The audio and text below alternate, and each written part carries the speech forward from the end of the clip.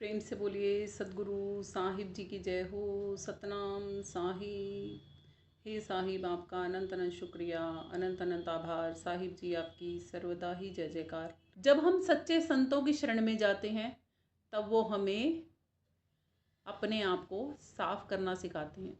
इसीलिए ही सच्चे संत केवल हमें जो उनके पास जाते हैं उनको बदलने का मादा रखते हैं, उनके परिवार वालों को या उनके संसार को या उनके पड़ोसियों को बदलने की वो ठानते नहीं। धोबी घाट पे अगर धोबी के पास जो आप कपड़े मैले दे के आओगे वो वही तो धो के देगा ना आपको। जो कपड़े आप मैले कभी धोबी के घर दे के ही नहीं आए घाट पे धोने के लिए, भला वो कैसे धो के आपको देगा। बहुत से लोग परिवारों में क्या बोलते हैं, तुम सत्संग में जाते हो, बदले तो हो ही नहीं। अरे बहुत जन्मों की कालक चढ़ी पड़ी है, एक धुलाई में हम कपड़ा साफ कर देते हैं। हमसे तो कच्चे रंग एक धुलाई में साफ नहीं होते, नहीं होते ना। रगड़ा पट्टी खूब करनी पड़ती है ना। कपड़े धोने में कितना समय लगता है गृहिणियों का, खुद से पूछ के बताओ। घंटा घंटा लगाते ना हम कपड़ों को साफ करते करते। फिर भी कभी कभी क्या होता है, किसी किसी कपड़े पे से तो मैल निकलता ही नहीं और हम क्या कहते हैं, छोड़ परे अब नहीं रगड़ा जाता, इतना रगड़ लिया, होएगा हो जाएगा साफ, नहीं तो कल देखेंगे, कल दोबारा धो देंगे और कपड़ों के साथ, है ना।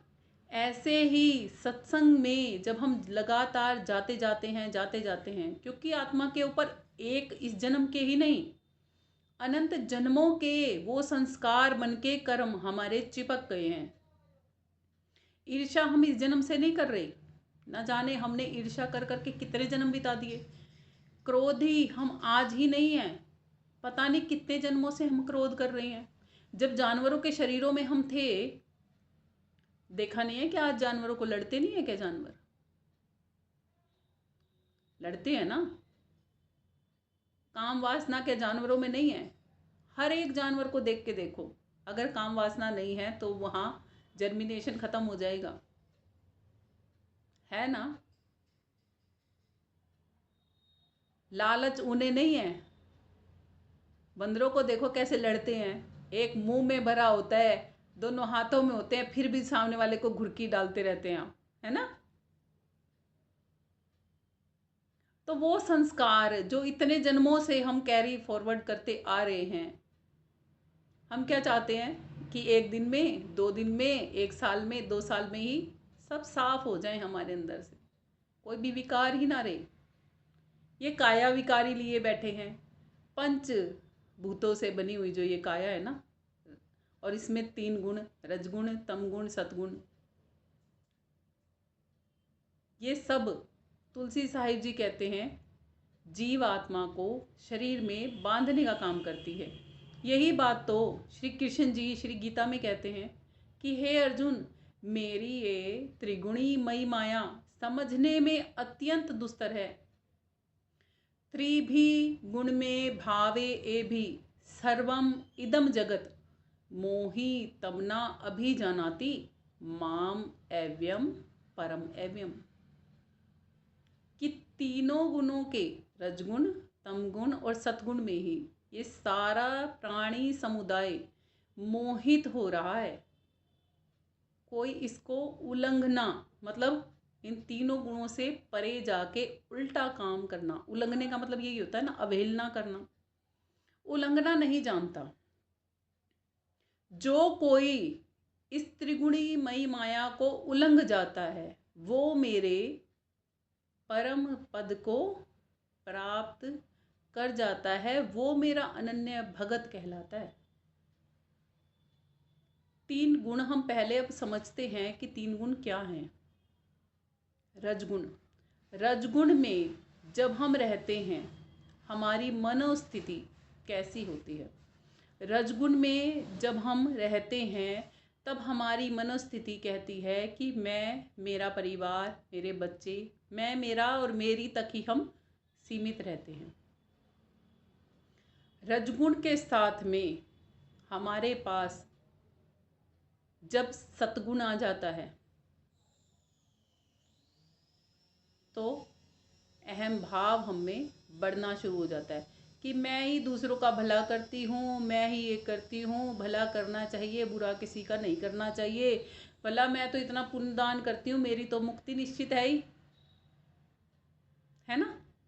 रजगुण में रहते रहते भी हम सतगुण अपना लेते हैं। तम गुण में क्या करते हैं हम?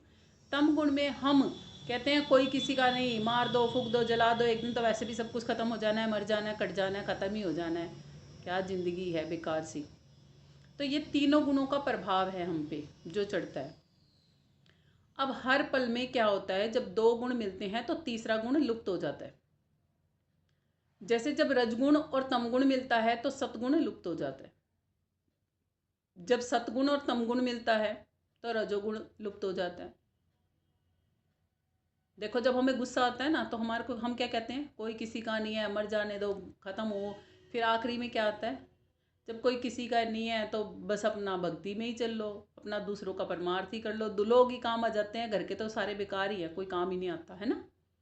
दो आगे ना इकट्ठे, फिर क्या आएगा, जिसकी हम मदद करेंगे ना, मैंने उसकी मदद करी थी, मैंने इसकी मदद करी थी, तो ये अहंकार भाव आ जाएगा। ये सब के सब हमें यही बांधते हैं।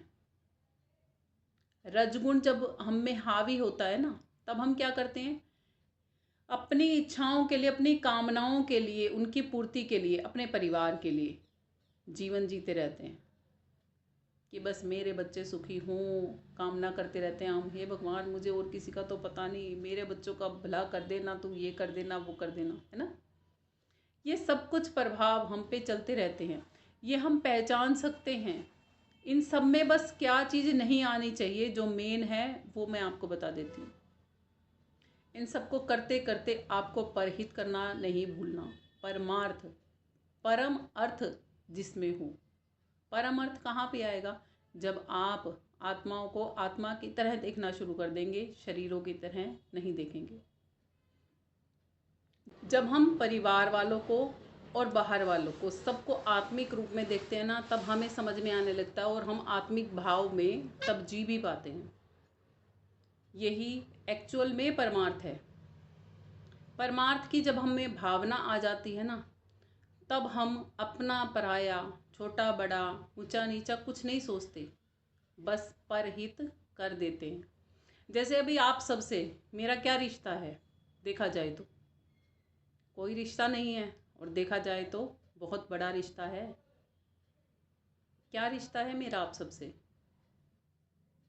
परमार्थ का ही परम अर्थ रखता है ये रिश्ता। परम अर्थ क्या रखता है ये रिश्ता? आत्माओं से आत्मा का मिलन और आत्मा से परमात्मा का मिलन, ये वाला रिश्ता है हमारा। इसीलिए यही परम अर्थ है, परमार्थ है। दूसरों की अपनी कामनाओं के लिए मदद ना करना, ये परमार्थ है। जिसका भला कर दिया उसके बाद उसके बारे में बार बार नहीं सोचना, ये परमार्थ है। सपोज करो किसी को पैसों की जरूरत थी, आपने पैसों से मदद कर दी, फिर भी उसके बारे में सोचे जा रहे हो, 10 जनों को बताए जा रहे हो, मैंने उसका भला किया, भगवान मेरा भी तो भला करेगा, है ना। तो ये कामना आ गई ना साथ में, तो ये परमार्थ नहीं है, ये पुण्य कर्म है। जहाँ पर किसी काम को करके आपके अंदर कोई कामना आ जाती है, वहाँ वो पुण्य कर्म कहलाता है, परमार्थ नहीं कहलाता। संत जन हमें परमार्थ करना सिखाते हैं। संत जन हमें हमारे अंदर पड़े हुए कर्मों रूपी ये संस्कार मिटाना सिखाते हैं कि उसका ऊंचा मकान है, मैं तो ऐसे ही रह गई, दिरानी जिठानी के झगड़े क्या हो गए, भाई बहनों के क्या, माँ बाप के क्या। संत जन ये सब मिटाना सिखाते हैं हमें। क्यों सिखाते हैं ये सब मिटाना हमें? पता है वो क्यों सिखाते हैं ये सब हमें? वो ये सब हमें इसलिए सिखाते हैं कि आत्मा में पहले ही बहुत सारे संस्कार ऐसे नेगेटिव पड़े हैं, जब वो सब साफ हो जाएंगे ना हमारे अंदर से, तो हम बहुत हल्के हो जाएंगे। संत जनों को इसीलिए पता है क्या कहा जाता है? उनके पास जब जाते हैं ना, एक तेज, एक ओज मिलता है, उनको देखते रहने का दिल करता है ना। हम तो खुद को भी 10 मिनट अगर कोई हमें कह दे ना, आईने में चुपचाप खड़े होकर अपने आप को देख लो, तो कहेंगे अपने आप का क्या देखें। आप अपने साथ में 10 मिनट नहीं रह सकते और चाहते हो कि दुनिया आपके साथ में रहे, भला कैसे रहेगी जब हम खुद के साथ भी 10-15 मिनट अकेले नहीं बिता सकते ना। तो दूसरे लोग भला हमारे साथ कैसे रह के खुश होंगे। और संतों की शरण में देखो जाके क्या होता है, संत जन अकेले में अपने साथ घंटों घंटों बिता सकते हैं ना। और हम उनके साथ तमाम उम्र बिताना चाहते हैं। क्यों है, उनके पास जाके तो शांति मिलती है, सुकून मिलता है, टेंशनें खत्म हो जाती है हमारी। मगर एक भी बार ये नहीं सोचते कि वो संत जन संत कैसे बन गए। वो भी तो एक आम मनुष्य ही थे ना, हमारे आपकी तरह। उन्होंने क्या किया, अपने अकेलेपन को एकांत में कन्वर्ट कर दिया। मोह अच्छा होने के बाद भी बुरा क्यों है? क्योंकि मोह में हम केवल मैं मेरा मेरी में रहते हैं और प्रेम में हम सबके सब हमारे हो जाते हैं। उल्टा ही तो करना है ना, उल्टा ही तो करना है। प्रेम मोह में भी है। प्रेम मोह में कैसे है? क्योंकि वो प्रेम सीमित प्रेम है, इसलिए वो मोह है और हमारी आसक्ति जुड़ी होती है। आज हम बच्चों का कर रहे हैं ना, कल को मेरे बच्चे बड़े होके मेरा करेंगे। मोह है ना ये। प्रेम में क्या होता है? प्रेम में कहते हैं त्याग होता है। प्रेम में क्या होता है कि कर दिया, बस कर दिया।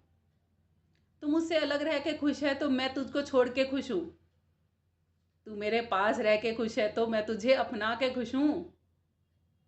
ये प्रेम है। प्रेम में मांगा नहीं जाता, प्रेम केवल देना जानता है। इसीलिए कहा जाता है लव इज गॉड। प्रेम परमात्मा है। परमात्मा हमसे क्या मांगेगा? बहुत से मैंने भजन सुनती हूँ, कहते हैं मालिक भूखा प्यार का, देवी भूखी प्यार की, ये भूखा प्यार का। अरे वो ही भूखे होंगे तो हमें छिका भला कौन करेगा? वे तो दाता है प्यार के।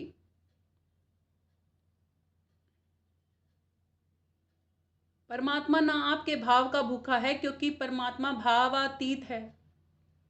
परमात्मा ना आपके प्रेम का भूखा है, क्योंकि वो तो प्रेम देने वाला है, लेने वाला नहीं है। वो हमें हमसे अगर कुछ लेना चाहता होता ना, तो वो भी कामना में बंध गया होता। कामना नहीं आ गई लेने की। वो तो हमें ये भी नहीं कहता यहाँ मृत्यु लोक में भेजने के बाद कि मेरे पास आ जाओ जबरदस्ती। क्या परमात्मा हमें लेके नहीं जा सकता? हम कहते हैं ना, अगर परमात्मा है तो हमें ले क्यों नहीं जाता, क्यों पटक रखा है हमें यहाँ पे? क्योंकि वो जबरदस्ती नहीं करता किसी के साथ में। हमारी खुद की स्वतंत्रता थी, हम यहाँ आना चाहते थे, भेज दिया कि ले जा, जब तेरा दिल करे जब आ जाना। फिर भी हम उसी पे दोष लगाते हैं। लगाते कि नहीं लगाते? इसीलिए संत जन पता है क्या कहते हैं, काल ही कर्म ही ईश्वर ही, मिथ्या दोष लगावी ही, सिर धुन धुन पछतावी ही। अरे कर्म तूने खुद किए हैं, कहते पता नहीं मेरे को कौन से कर्मों की सजा मिल रही है। भाई नहीं किए होते तो नहीं मिलती ना। आज समय पे दोष लगाता है, मेरा तो समय खराब चल रहा है। समय खराब किसने किया? समय ने किया? नहीं, हमने खुद किया। परमात्मा ने तो अच्छा समय दिया था। नवग्रह खराब किसने किए? अपने अपने, हमने खुद किए। आज भी नवग्रह तो अच्छे ही हैं। जिसके जीवन में जो खराबियां है ना, वो उसने खुद क्रिएट की हैं। क्रिएटर बना के भेजा है मालिक ने मनुष्य को। कहते हैं ना, सृष्टि का बेताज बादशाह है मनुष्य, और उसी को इतनी शिकायतें हैं। अरे बादशाह को इतनी शिकायतें हैं तो बेचारा राजा और प्रजा का क्या हाल होगा, सोच तो लो। जिसका बादशाह दुखी हो, भला राजा और प्रजाएं कैसे सुखी होंगी? बादशाह तो राजाओं का भी राजा होता है ना। कभी तो अपनी असली पहचान को पहचानो।